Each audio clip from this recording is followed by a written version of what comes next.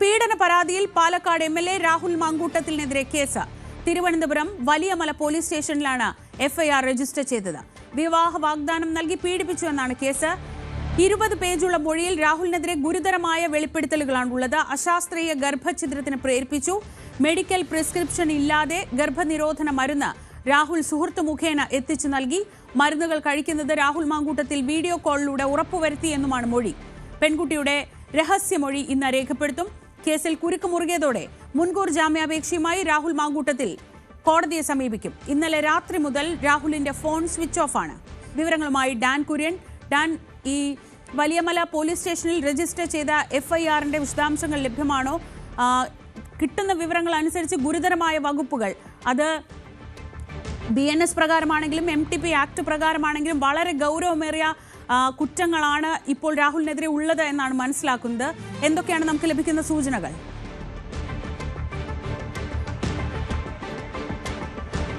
Thiruvananthapuram rural ജില്ലാ police മേധാവിയുടെ സാന്നിധ്യത്തിൽ കഴിഞ്ഞ ദിവസം രാത്രി നടന്ന മണിക്കൂറുകൾ നീണ്ട മൊഴിയെടുക്കുന്നതിനിടയിലാണ് ഗുരുതരമായ വെളിപ്പെടുത്തലുകൾ രാഹുൽ മാങ്കൂട്ടത്തിൽ MLAക്കെതിരെ ഈ പരാതിക്കാരിയായ യുവതി നടത്തിയിരിക്കുന്നത്. കൃത്യമായ തെളിവുകളടക്കമാണ് ഉദ്യോഗസ്ഥർക്ക് യുവതി ഈ മൊഴി നൽകിയിരിക്കുന്നത്. അതായത് ഈ അശാസ്ത്രീയമായ ഗർഭചിത്രത്തിന് തന്നെ പ്രേരിപ്പിച്ചു, അതിനുവേണ്ടി സുഹൃത്ത് മുഖേന മരുന്ന് എത്തിച്ചു നൽകി, ആ മരുന്ന് കഴിച്ചോ എന്ന വീഡിയോ കോളിലൂടെ ഉറപ്പുവരുത്തി, അങ്ങനെ നിർബന്ധിച്ച് മരുന്ന് കഴിപ്പിച്ചു. തുടർന്ന് രക്തസ്രവം അനിയന്ത്രിതമായതോടെ തിരുവനന്തപുരത്തെ ഒരു ആശുപത്രിയിൽ ചികിത്സ തേടി. വലിയ ഗുരുതരമായ ആരോഗ്യ പ്രശ്നങ്ങളിലേക്ക് വഴിവെക്കാമായിരുന്ന മരുന്നാണ് ഈ ഗർഭനിരോധനത്തിനായി ഗർഭചിത്രത്തിനായി നൽകിയത് എന്നാണ് യുവതി മൊഴി നൽകിയത്. ഈ മരുന്ന് കഴിച്ചത് ആരുടെ നിർദ്ദേശപ്രകാരമാണെന്ന് ഡോക്ടർ ആവർത്തിച്ച് ചോദിച്ചിട്ടും അതിന് വ്യക്തമായ മറുപടി നൽകിയിരുന്നില്ല യുവതി. എടുത്തു പറയേണ്ട കാര്യം, ഇതുമായി ബന്ധപ്പെട്ട് ഈ മരുന്ന് എത്തിച്ചു നൽകിയ രാഹുൽ മാങ്കൂട്ടത്തിന്റെ സുഹൃത്തായ ഒരു യുവ വ്യവസായിയിലേക്ക് പോലീസ് ഉദ്യോഗസ്ഥരുടെ അന്വേഷണം എത്തുകയാണ്. അങ്ങനെയെങ്കിൽ വൈകാതെ തന്നെ ഈ മൊഴിയുടെ അടിസ്ഥാനത്തിൽ ഈ സുഹൃത്തിനെ വിശദമായി തന്നെ ചോദ്യം ചെയ്യുമെന്നാണ് അറിയാൻ കഴിയുന്നത്. അതായത് ഡോക്ടർമാരുടെ കർശനമായ മാനദണ്ഡങ്ങൾ ഉറപ്പുവരുത്തിക്കൊണ്ട് മാത്രം കഴിക്കേണ്ട ഒരു മരുന്ന് ഒരു വ്യക്തി മുഖേന, ഒരു പുറത്തു നിൽക്കുന്ന ഒരാൾ മുഖേന വളരെ ലാഘവത്തോടെ ഇൻഫോർമലായ രീതിയിൽ ഈ യുവതിയുടെ കൈവശം എത്തിച്ചു നൽകാൻ എങ്ങനെ കഴിഞ്ഞു? ഈ മരുന്ന് എവിടെ നിന്നാണ് എത്തിച്ചു നൽകിയത്? ഇത് ആരുടെ നിർദ്ദേശപ്രകാരമാണ് ഈ മരുന്ന് കൊടുത്തുവിട്ടത്? ഇതടക്കമുള്ള കാര്യങ്ങളിൽ പോലീസിന്റെ അന്വേഷണം എത്തും. അങ്ങനെയാണെങ്കിൽ വളരെ കുറ്റകരമായ വളരെ ഗുരുതരമായ പിഴവുകളാണ് ഈ കാര്യത്തിൽ രാഹുൽ മാങ്കൂട്ടത്തിന് സംഭവിച്ചിരിക്കുന്നത് എന്ന് വ്യക്തമാക്കുന്ന വിവരങ്ങളാണ് മൊഴിയായി യുവതി നൽകിയിരിക്കുന്നത്. അതുകൊണ്ട് തന്നെ പോലീസിന് മുമ്പിൽ നൽകിയ മൊഴി, അതിൽ നിയമസാധുത കൈവരണമെങ്കിൽ അത് രഹസ്യമൊഴിയായി 164 സ്റ്റേറ്റ്മെന്റായി രേഖപ്പെടുത്തേണ്ടതുണ്ട്. ആ സ്റ്റേറ്റ്മെന്റ് ഇന്ന് നെടുമങ്ങാടോ നെയ്യാറ്റിങ്കരയിൽ, ഒരുപക്ഷെ നെയ്യാറ്റിങ്കര കോടതിയിലായിരിക്കും.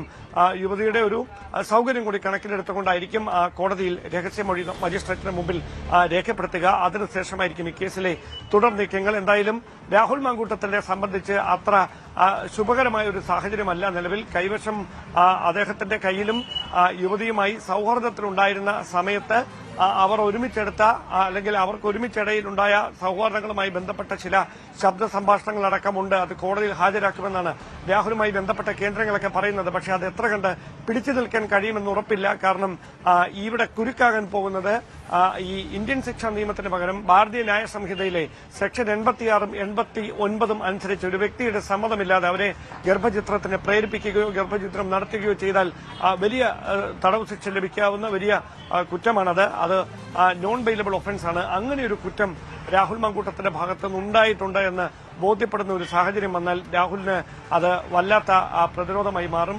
അതുകൊണ്ട് തന്നെ ഏത് തരത്തിലാകും അന്വേഷണ ഉദ്യോഗസ്ഥരുടെ തുടർ നീക്കങ്ങൾ എന്നതാണ് ശ്രദ്ധേയം. നേരത്തെ വലിയമല പോലീസ് രജിസ്റ്റർ ചെയ്ത കേസാണ്. Place of occurrence Nemam police station പരിധിയിലായതുകൊണ്ട് നേമത്തേക്ക് മാറിയിരിക്കുന്നത്. Thiruvananthapuram city police commissioner Thomson ജോസിന്റെ മേൽനോട്ടത്തിലായിരിക്കും ഈ അന്വേഷണവും അതുമായി ബന്ധപ്പെട്ട തുടർ നീക്കങ്ങളും നടക്കുക. ഒരു കാര്യം ഉറപ്പാണ്, ഒരു പക്ഷേ ചില പരാതികൾ കൂടി വരാൻ സാധ്യതയുണ്ട് എന്ന വിലയിരുത്തലാണ് പോലീസും സർക്കാരും. അതുമായി ബന്ധപ്പെട്ട ചില സൂചനകൾ അവർക്ക് ലഭിച്ചിട്ടുണ്ട്. അതുകൊണ്ടാണ് പ്രാഥമികമായി ലഭിച്ചിരിക്കുന്ന പരാതിയിൽ ഈ കുറ്റകൃത്യം നടന്ന സ്ഥലം നേമം പോലീസ് സ്റ്റേഷൻ പരിധിയായതിനാൽ അവിടെ കേസ് രജിസ്റ്റർ ചെയ്യുന്നത്. ഇനി സമാനമായ തരത്തിൽ ഇരകൾ നേരിട്ട് കൂടുതൽ പരാതിയുമായി രംഗത്തെത്തുന്ന ഒരു സാഹചര്യമുണ്ടായാൽ ഒരുപക്ഷെ ഈ കേസിന്റെ അന്വേഷണം പ്രത്യേക അന്വേഷണ സംഘത്തിന് കൈമാറും. പ്രത്യേക അന്വേഷണ സംഘത്തെ രൂപീകരിക്കാനാണ് സാധ്യത. നിലവിൽ ഒരു അന്വേഷണ സംഘം ഉണ്ടായിരുന്നു. അതിനപ്പുറത്തേക്ക് ഒരു വനിതാ IPS ഉദ്യോഗസ്ഥയെ അടക്കം ഉൾപ്പെടുത്തിക്കൊണ്ട് ഒരു പുതിയ അന്വേഷണ സംഘത്തിന് ഒരുപക്ഷെ രൂപം നൽകിയേക്കും. കൂടുതൽ പരാതികൾ വരുമോ എന്ന് കാത്തിരിക്കുകയാണ്. അതുമായി ബന്ധപ്പെട്ട ചില സൂചനകൾ പോലീസിനും അതോടൊപ്പം സർക്കാരിന് ലഭിച്ചിട്ടുണ്ട്. അതുകൊണ്ടാണ് അങ്ങനെ ഒരു നീക്കം സർക്കാരിന്റെ ഭാഗത്തു നിന്ന് ഉണ്ടാകുന്നത്. അതിനിടയിലാണ് രാഹുൽ മാങ്കൂട്ടത്തിൽ അഭിഭാഷകരുമായി നിയമവിദഗ്ധരുമായൊക്കെ കൂടിയാലോചന നടത്തിയ ശേഷം മുൻകൂർ ജാമ്യത്തിന് സാധ്യത തേടുന്നത്. എന്തായാലും കോടതി അത് പരിഗണിക്കും. MLA എന്ന പ്രിവിലേജ് രാഹുൽ മാങ്കൂട്ടത്തിന് നൽകിയ ശേഷം അന്വേഷണ ഉദ്യോഗസ്ഥർക്ക് മുമ്പിൽ കർശന ഉപാധികളോടെ ചോദ്യം ചെയ്യലിന് അല്ലെങ്കിൽ മറ്റ് നിയമ നടപടികളുമായി സഹകരിക്കണമെന്ന തരത്തിലുള്ള ഒരു തീരുമാനമായിരിക്കും വരികയെന്ന പ്രതീക്ഷയിലാണ് രാഹുലുമായി ബന്ധപ്പെട്ട കേന്ദ്രങ്ങളൊക്കെ ഉള്ളത്. എന്തായാലും കൂടുതൽ പ്രതികരണങ്ങൾ സർക്കാർ വൃത്തങ്ങളുടെ ഭാഗത്തു നിന്നടക്കമുണ്ടാകും. വലിയ പ്രതിഷേധങ്ങൾക്ക് ഇന്നും സാധ്യത തെളിയുകയാണ്. അതേസമയം കോൺഗ്രസ് നേതൃത്വം കരുതലോടെ മാത്രമാണ് ഈ വിഷയത്തിൽ പ്രതികരിക്കുന്നത്. ഒരു തവണ നടപടിയെടുത്ത് കഴിഞ്ഞതാണ്. ഒരു വിഷയത്തിൽ എങ്ങനെയാണ് 2 തവണ നടപടിയെടുക്കുക എന്ന ചോദ്യം ഉന്നയിച്ചുകൊണ്ട് വനിതാ നേതാക്കളടക്കം രംഗത്തെത്തുന്നുണ്ട്. അതേസമയം വീണ്ടും പ്രതിരോധത്തിലാകുന്ന തരത്തിലുള്ള ആരോപണങ്ങളോ തെളിവുകളോ പുറത്തുവരുന്ന സാഹചര്യമുണ്ടായാൽ രാഹുൽ മാങ്കൂട്ടത്തിനെതിരെ തെരഞ്ഞെടുപ്പ് കാലത്ത് കടുത്ത നടപടിയെടുക്കാൻ കോൺഗ്രസ് നേതൃത്വം നിർബന്ധിതമാകും. അതുമായി ബന്ധപ്പെട്ട് AICC നേതാക്കളടക്കം കൃത്യമായി നിരീക്ഷണം നടത്തുന്നുണ്ട്. കേരളത്തിൽ ഇതുമായി ബന്ധപ്പെട്ടുണ്ടാകുന്ന പ്രതിഷേധങ്ങളും തുടർ സാഹചര്യങ്ങളും. ഡാൻ, ഈ സമയം വളരെ പ്രധാനപ്പെട്ടതാണ്. തെരഞ്ഞെടുപ്പിന് ഇനി വളരെ കുറച്ച് ദിവസങ്ങൾ മാത്രമേ ബാക്കിയുള്ളൂ. ആ സമയത്ത് ഇനി ഒരു ആരോപണം വരുന്നതിന് പിന്നിൽ രാഷ്ട്രീയ കാരണങ്ങളാണെന്ന് പലതരത്തിൽ പറയാതെയൊക്കെ നേതാക്കൾ പറയുന്നുണ്ട്, രാഹുലിനെ ന്യായീകരിക്കാൻ നിൽക്കുന്നില്ലെങ്കിൽ പോലും. പക്ഷേ അതിനും അപ്പുറത്ത് ഇത്ര ഗൗരവമേറിയ ആരോപണങ്ങൾ വരുമ്പോൾ രാഹുലിനെ ഈ കഴിഞ്ഞ ദിവസം ന്യായീകരിച്ച് രംഗത്തെത്തിയത് മുൻ KPCC അധ്യക്ഷൻ ഉൾപ്പെടെയുള്ളവരാണ്. ഒരു വിഭാഗം വളരെ ശക്തമായി തന്നെ രാഹുലിനൊപ്പം നിന്നിരുന്നു. ഒരിടത്ത് പലപ്പോഴും ഒറ്റപ്പെട്ട് സതീഷിനെ പോലെയുള്ള ചിലരുമുണ്ടായിരുന്നു. പാർട്ടിക്ക് പ്രതിരോധിക്കാൻ കഴിയുന്ന സാഹചര്യത്തിനും അപ്പുറത്തേക്ക് രാഹുലുമായി ബന്ധപ്പെട്ട് നമുക്കിപ്പോൾ നമ്മുടെ ഒരു കാലം വെച്ച് നോക്കിയാൽ അറിയാം, രാഹുലിനെ പോലെ ഇത്ര വേഗം വളർന്നു വന്ന ഒരു നേതാവ് അത്ര പെട്ടെന്ന് തന്നെ MLA സ്ഥാനത്തേക്ക് വരുന്നു, തെരഞ്ഞെടുപ്പിൽ അവസരം കൊടുക്കുന്നു, MLA ആവുന്നു.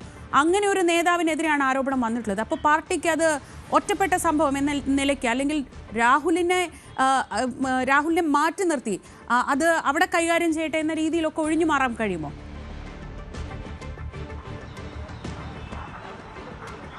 അതായത് ഈ കേസുമായി ബന്ധപ്പെട്ട് ചില അവ്യക്തതകളുണ്ട്. ഈ ആരോപണങ്ങളുമായി ബന്ധപ്പെട്ട് ഈ പരാതി, അതായത് പോലീസിന് മുമ്പിൽ പരാതി നൽകാതെ പാർട്ടി നേതൃത്വത്തിന് മുൻപിൽ, പ്രത്യേകിച്ച് പ്രതിപക്ഷ നേതാവ് VD സതീശന് നേരിട്ട് ചില വ്യക്തികൾ, ഒരു മുതിർന്ന IAS ഉദ്യോഗസ്ഥയടക്കം പരാതി നൽകിയിട്ടുണ്ട് എന്നാണ് നമുക്ക് മനസ്സിലാക്കാൻ കഴിയുന്നത്. അങ്ങനെ പ്രതിപക്ഷ നേതാവിന് നേരിട്ട് ചില പരാതികൾ ലഭിച്ചു. ആ പരാതികൾ കൃത്യമായി പാർട്ടി നേതൃത്വവുമായി കൂടിയാലോചിച്ച്, അതായത് ഈ പരാതികളുടെ ഗൌരവം ഇനി വർദ്ധിക്കും, അതിൽ തുടർ നീക്കങ്ങൾ ഉണ്ടായാൽ പാർട്ടിയെ മുഴുവൻ ഈ തെരഞ്ഞെടുപ്പ് കാലത്ത് അത് പ്രതികൂലമായി ബാധിക്കും, അതുകൊണ്ട് നടപടി എടുത്തേ പറ്റൂ എന്നൊരു നിലപാടിലേക്ക് പ്രതിപക്ഷ നേതാവ് VD സതീശനും രമേശ് ചെന്നിത്തലയും കോൺഗ്രസ് പ്രവർത്തക സമിതി അംഗം അദ്ദേഹം ഉൾപ്പെടെ എത്തുകയായിരുന്നു. അങ്ങനെയാണ് മുതിർന്ന നേതാക്കളിൽ ഒരു വിഭാഗം ഇതിൽ ഉറച്ചു നിന്നത്. പക്ഷേ മറ്റൊരു വാദം ഇത് രാഷ്ട്രീയമായ ഗൂഢാലോചനയാണ് എന്ന തരത്തിലുള്ളൊരു വാദം K. സുധാകരൻ ഉൾപ്പെടെ ആവർത്തിക്കുന്ന സാഹചര്യം. അതിന് നമുക്ക് മനസ്സിലാക്കാൻ കഴിയുന്നത് രാഹുൽ മാങ്കൂട്ടത്തിൽ ഈ അനുകൂലിക്കുന്ന നേതാക്കളുമായി ഫോണിൽ സംസാരിച്ച് അവരെ കൺവിൻസ് ചെയ്യാനുള്ള ശ്രമം നടത്തി. അതിൽ തനിക്കെതിരെ ഒരു ഗൂഢാലോചന നടക്കുന്നു, BJP CPM അതിന് നേതൃത്വം നൽകുന്നു എന്ന തരത്തിലൊക്കെയുള്ള ഒരു കൺവിൻസിങ്ങിനുള്ള ശ്രമം രാഹുലിന്റെ ഭാഗത്തുനിന്നുണ്ടായി. അതിന്റെ അടിസ്ഥാനത്തിലാണ് രാഹുലിനെ അനുകൂലിച്ചുകൊണ്ട് മുൻ KPCC അധ്യക്ഷൻ K. സുധാകരൻ അടക്കം കഴിഞ്ഞ ദിവസം രംഗത്ത് വന്നത്. പക്ഷേ അതിനുശേഷം സാഹചര്യങ്ങൾ മാറി. അപ്പോൾ ഈ അനുകൂലിച്ചിരുന്ന നേതാക്കൾ വരെ ഇപ്പോൾ യാഥാർത്ഥ്യം തിരിച്ചറിഞ്ഞിട്ടുണ്ട് എന്നാണ് നമുക്ക് ലഭിക്കുന്ന സൂചനകൾ. അതേസമയം AICCയുടെ കേരളത്തിന്റെ പ്രതിനിധിയായ ദീപാദാസ് മുൻഷി കഴിഞ്ഞ ദിവസം നടത്തിയൊരു പ്രതികരണം ശ്രദ്ധേയമാണ്. മുഖ്യമന്ത്രിക്കായിരുന്നു യുവതി പരാതി നൽകേണ്ടിയിരുന്നത്, ഒരു പോലീസിനല്ലേ പരാതി നൽകേണ്ടിയിരുന്നത്? കൃത്യം ഈ മുഖ്യമന്ത്രിക്ക് തന്നെ ഈ പരാതി നൽകാനിടയായ സാഹചര്യം എന്താണ്? അതിൽ ഒരു കോൺസ്പിറസി ഉണ്ടോ എന്ന സംശയമുണ്ട് എന്ന തരത്തിൽ ഒരു ഇംഗ്ലീഷ് മാധ്യമത്തിന് ദീപാദാസ് മുൻഷി കഴിഞ്ഞ ദിവസം അഭിമുഖം നൽകിയിരുന്നു. അതുകൊണ്ട് തന്നെ ഇതിന് പിന്നിൽ ഒരു ഗൂഢാലോചന സാധ്യതയും കോൺഗ്രസ് നേതൃത്വം കാണുന്നുണ്ട്. അത്തരത്തിലാണ് മുതിർന്ന നേതാക്കളിൽ ചിലരുടെ ഭാഗത്തുനിന്ന് വരുന്ന പ്രതികരണം. എന്തായാലും അന്വേഷണം അതിന്റെ ദിശയിൽ മുമ്പോട്ട് നീങ്ങുകയാണ്. കൂടുതൽ തെളിവുകൾ പുറത്തുവരുന്ന ഒരു സാഹചര്യമുണ്ടായാൽ രാഹുലിന്റെ കാര്യം കൂടുതൽ കുരുക്കിലാകും. പക്ഷേ ഏറ്റവും പ്രധാനപ്പെട്ട കാര്യം, ഈ പരാതി ഉയർന്നു വരുന്നത്, ഈ ആരോപണങ്ങൾ ഉയർന്നു വരുന്നത് തെരഞ്ഞെടുപ്പിന് ഒരാഴ്ച മുമ്പല്ല, മാസങ്ങൾക്ക് മുമ്പ് തന്നെ. കൃത്യമായി പറഞ്ഞാൽ കഴിഞ്ഞ ഓഗസ്റ്റ് 20-ന് ഒരു യുവനടിയുടെ വെളിപ്പെടുത്തലിൽ നിന്നാണ് ഇതുമായി ബന്ധപ്പെട്ട ആരോപണങ്ങൾ പിന്നീട് അതുമായി ബന്ധപ്പെട്ടുണ്ടായ വെളിപ്പെടുത്തലുകളിലേക്കൊക്കെ കാര്യങ്ങൾ എത്തുന്നത്. അതായത് ഏതാണ്ട് ഒരു 3 മാസത്തിന് മുകളിലായി പരോക്ഷമായി ഇതുമായി ബന്ധപ്പെട്ട ആരോപണങ്ങളുണ്ട്. അതിന്റെ നിജസ്ഥിതി പാർട്ടി നേതൃത്വത്തിന് ബോധ്യപ്പെട്ടതിന്റെ അടിസ്ഥാനത്തിലാണ് രാഹുലിനെതിരെ നടപടിയെടുത്തത്. അപ്പോൾ ഇത് തെരഞ്ഞെടുപ്പ് കാലത്ത് പെട്ടെന്ന് കോൺഗ്രസിനെ പ്രതിരോധത്തിലാക്കാനായി കൊണ്ടുവന്ന ഒരു നീക്കമെന്ന് വ്യാഖ്യാനിച്ച് എളുപ്പത്തിൽ കടന്നു കയറാൻ കഴിയില്ല. നേതൃത്വം നേരിടുന്ന ഒരു പ്രധാനപ്പെട്ട വെല്ലുവിളി പ്രാദേശികമായി രാഹുലിനെ പിന്തുണച്ചുകൊണ്ട് മുതിർന്ന നേതാക്കൾ അവിടെ രംഗത്തെത്തിയിരുന്നു. മാത്രവുമല്ല ഈ തദ്ദേശ തെരഞ്ഞെടുപ്പുമായി ബന്ധപ്പെട്ട് UDFന്റെ സ്ഥാനാർത്ഥികളുടെ പ്രചാരണ വേദികളിലും സ്ഥാനാർത്ഥി നിർണയത്തിലുമടക്കം രാഹുൽ മങ്കൂട്ടത്തിൽ പങ്കെടുക്കുന്ന സാഹചര്യമുണ്ടായി. അതിനെന്ത് വിശദീകരണം പാലക്കാട് DCC നേതൃത്വം നൽകും, പ്രാദേശിക നേതാക്കൾ നൽകുമെന്നതാണ് അറിയാനുള്ളത്. പാർട്ടിയിലെ മുതിർന്ന നേതാക്കൾ, സംസ്ഥാന ഭാരവാഹികളൊക്കെ പറയുന്നത് നടപടി എടുത്തു കഴിഞ്ഞതാണ്, മുതിർന്ന നേതാക്കളുമായി വേദി പങ്കിട്ടിട്ടില്ല, അങ്ങനെ ഒരു സംഭവമേ ഉണ്ടായിട്ടില്ല, ബോധ്യത്തിന്റെ അടിസ്ഥാനത്തിലാണ് നടപടിയെടുത്തതെന്ന് പല ആവർത്തി പറഞ്ഞതാണ്. പിന്നെ അതിലെന്തിനാണ് ഒരു സംശയം എന്ന ഒരു പ്രതിരോധമാണ് മുതിർന്ന നേതാക്കളുടെയും സംസ്ഥാന KPC നേതൃത്വത്തിന്റെയൊക്കെ ഭാഗത്തു നിന്ന് വരുന്നത്. അതേസമയം പാലക്കാട് DCC ഈ ചോദ്യങ്ങൾക്ക് വ്യക്തമായി ഉത്തരം നൽകാൻ നന്നായി ബുദ്ധിമുട്ടേണ്ടി വരും. അത് എന്ത് മറുപടി പറയുമെന്ന് അല്പസമയത്തിനകം അറിയാമെന്നാണ് പ്രതീക്ഷിക്കുന്നത്. ശരി, ഡാൻ കുര്യനാണ് വിവരങ്ങൾ നൽകിയത് തിരുവനന്തപുരത്ത് നിന്ന്.